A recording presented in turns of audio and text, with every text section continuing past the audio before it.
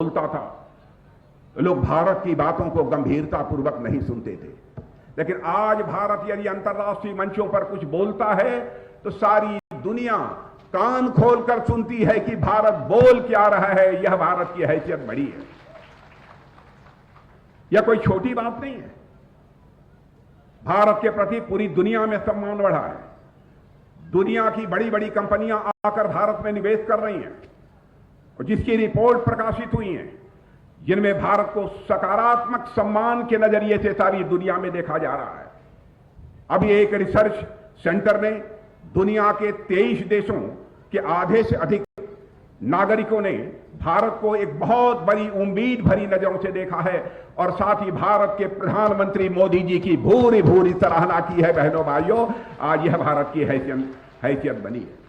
और मैं आपको याद दिलाना चाहता हूं कि जिस समय 2014 में हमारी सरकार बनी थी, इस देश की अर्थव्यवस्था यानी अर्थव्यवस्था के आकार के मामले में यह भारत सारी दुनिया में 10वें स्थान पर था।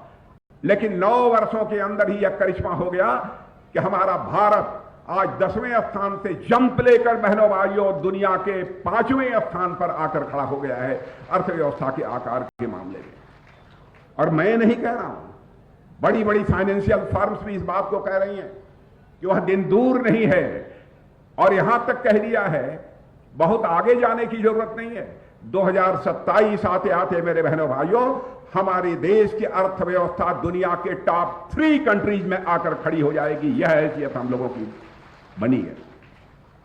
हमारे मोदी जी के नेतृत्व की सरकार ने क्या क्या किया है आप सब अच्छी तरह परिचित हैं, बहुत विस्तार में नहीं जाना चाहता हूं।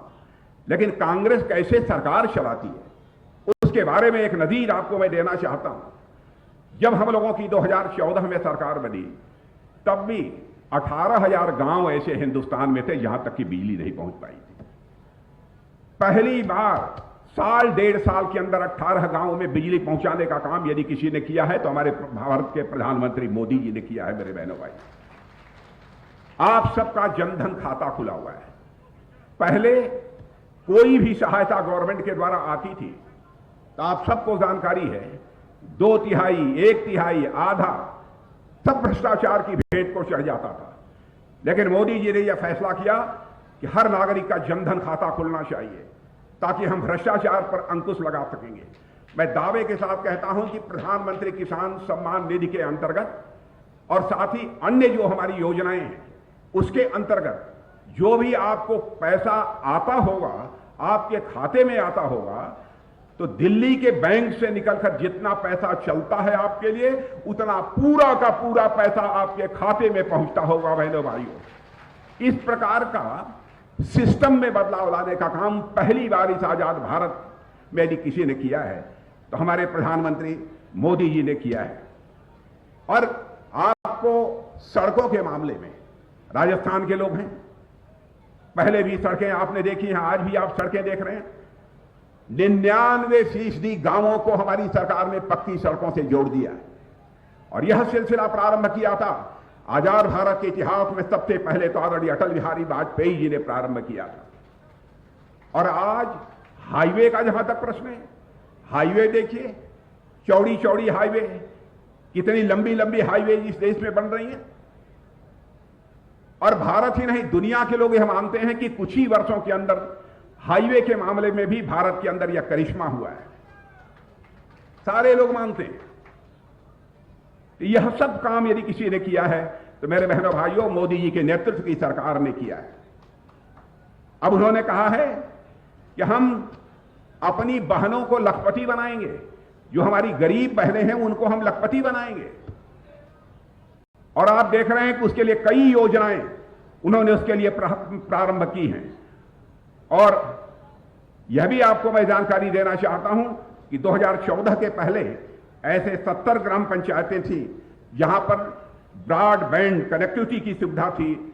लेकिन बहनों भाइयों, आज धीरे धीरे 2.5 लाख से अधिक पंचायतों में ऑप्टिकल फाइबर के माध्यम से ब्रॉडबैंड पहुंच चुका है। यह कोई छोटी उपलब्धि नहीं है। और प्रधानमंत्री किसान सम्मान निधि के अंतर्गत 11 करोड़ लोगों को आर्थिक सहायता मुहैया हो रही है। प्रधानमंत्री उज्ज्वला योजना के अंतर्गत जो कुछ भी हो रहा है उस पर आप अच्छी तरह सहमत हैं, आप अच्छी तरह जानते हैं। और यहां तक हमारे गजेंद्र सिंह जी शेखावत का प्रश्न है, जिस विभाग का मंत्र की जिम्मेदारी वह संभाल रहे हैं, तो जल, नल के माध्यम से जल अब हिंदुस्तान के करोड़ों घरों में पहुंचना प्रारंभ हो गया है। और मैं दावे के साथ कहता हूं, इस आगामी 2 साल के अंदर इस हिंदुस्तान का एक भी घर शेष नहीं बचेगा जहां पर नल के माध्यम से जल की सुविधा न मुहैया हो जाए। हमारी सरकार ने बराबर आम आदमी का सशक्तिकरण करने का प्रयास किया है। और नीति आयोग ने भी कहा है कि मोदी जी के आने के बाद 13.5 करोड़ से ज्यादा लोग गरीबी रेखा से बाहर आए हैं। और मैं समझता हूं यह इस कारण हो गया कि गरीबी से लोगों को छुटकारा दिलाना, गरीब कल्याण करना, यह लोगों का नारा हुआ करता था। लेकिन गरीब कल्याण, बहनों भाइयों, हमारा नारा नहीं है, हमारा मंत्र है और हमारा मिशन है। इसीलिए हिंदुस्तान की गरीबी इतनी तेजी के साथ समाप्त हो रही है। मेरे बहनों भाइयों,